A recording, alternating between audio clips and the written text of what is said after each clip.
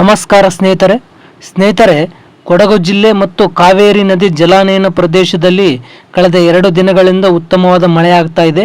ಇದರ ಪರಿಣಾಮ ಕಾವೇರಿ ನದಿಯ ನೀರಿನ ಮಟ್ಟದಲ್ಲಿ ಗಣನೀಯ ಏರಿಕೆ ಕಂಡಿದೆ. ಇದರಿಂದಾಗಿ ಕೆಆರ್ಎಸ್ ಡ್ಯಾಂನ ಒಳಹರಿವು ಕೂಡ ಏರಿಕೆಯಾಗಿದೆ.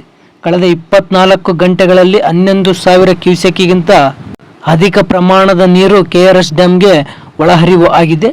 ಇನ್ನು 1.5 TMC ನೀರು ಹರಿದು ಬಂದು ಕೆಆರ್ಎಸ್ ಡ್ಯಾಂನ ಒಡಲು ಸೇರಿದೆ.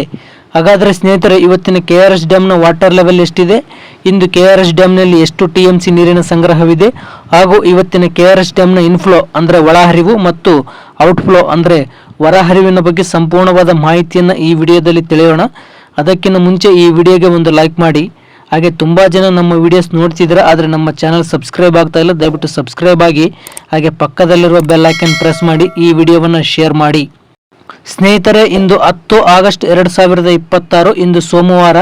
ಇವತ್ತಿನ ಕೆಆರ್ಎಸ್ ಡ್ಯಾಂನ ವಾಟರ್ ಲೆವೆಲ್ ಎಷ್ಟಿದೆ ಅಂತ ನೋಡಬಹುದಾದರೆ 108 ಅಡಿ 95 ಇಂಚು ವಾಟರ್ ಲೆವೆಲ್ ಇದೆ. ಇನ್ನು ಕಳೆದ ವರ್ಷ ಇದೇ ಟೈಮ್ನಲ್ಲಿ 123 ಅಡಿ 33 ಇಂಚು ವಾಟರ್ ಲೆವೆಲ್ ಇತ್ತು. ಇನ್ನು ಕೆಆರ್ಎಸ್ ಡ್ಯಾಂನ ಗರಿಷ್ಠ ನೀರಿನ ಮಟ್ಟ ಇರೋದು 124 ಅಡಿ 80 ಇಂಚು. ಸೊ ಇಂದು ಕೆಆರ್ಎಸ್ ಡ್ಯಾಂನಲ್ಲಿ ಎಷ್ಟು TMC ನೀರಿನ ಸಂಗ್ರಹವಿದೆ ಅಂತ ನೋಡಬಹುದಾದರೆ ಇಂದು 30.390 TMC ನೀರಿನ ಸಂಗ್ರಹವಿದೆ. ಇನ್ನು ಕಳೆದ ವರ್ಷ ಇದೇ ಟೈಮ್ನಲ್ಲಿ 47.380 TMC ನೀರಿನ ಸಂಗ್ರಹವಿತ್ತು.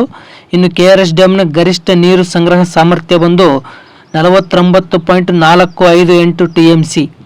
ಸೊ ಇನ್ನು ಇವತ್ತಿನ ಕೆಆರ್ಎಸ್ ಡ್ಯಾಂನ ಇನ್ಫ್ಲೋ ಅಂದರೆ ಒಳಹರಿವಿನ ವಿಚಾರಕ್ಕೆ ಬರೋದಾದರೆ ಇಂದು 11,867 ಕ್ಯೂಸೆಕ್ ನೀರು ಒಳಹರಿವು ಆಗ್ತಾ ಇದೆ. ಇನ್ನು ಇವತ್ತಿನ ಕೆಆರ್ಎಸ್ ಡ್ಯಾಂನ ಔಟ್ಫ್ಲೋ ಅಂದರೆ ಹೊರಹರಿವಿನ ವಿಚಾರಕ್ಕೆ ಬರೋದಾದರೆ ಇಂದು 2,335 ಕ್ಯೂಸೆಕ್ ನೀರು ಡ್ಯಾಂನಿಂದ ಹೊರಬಿಡಲಾಗ್ತಾ ಇದೆ.